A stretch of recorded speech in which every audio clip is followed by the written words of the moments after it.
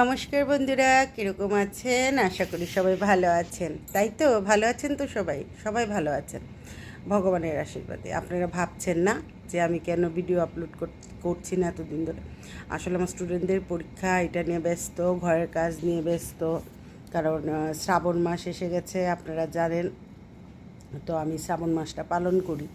তো কালকে আমাদের পিসির বাড়িতে ঘট বসে গেছে, কারণ পিসির বাড়িতে আমি তো দেখিয়েছি, ফেসবুকে আপলোড করেছি, মা মনসার মূর্তি আছে। ভাইটা রাজস্থান থেকে এনেছিল, প্রতিষ্ঠিত।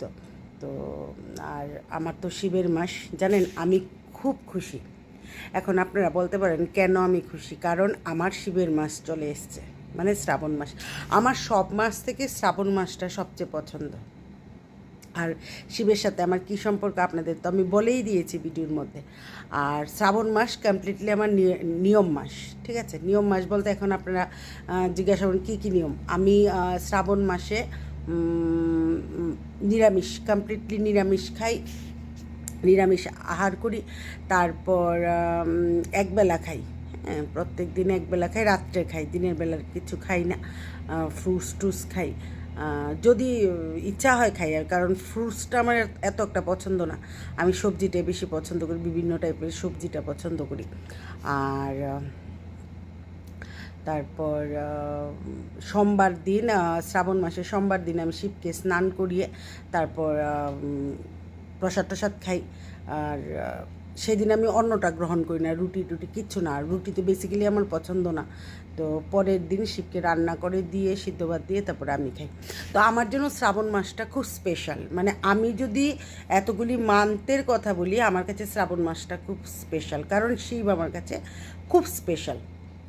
তো শ্রাবণ মাসটা আমি যতটুকু পারি নিয়ম করে করার চেষ্টা করি। এই বছর বোধহয় 5টা পড়েছে সোমবার।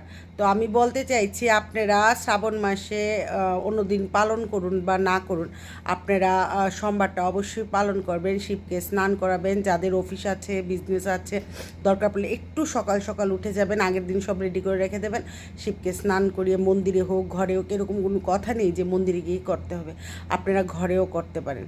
তো মানে আমি তো, আমার শিব আছে ঘরের মধ্যে, তো আমি ঘরের মধ্যেই করি।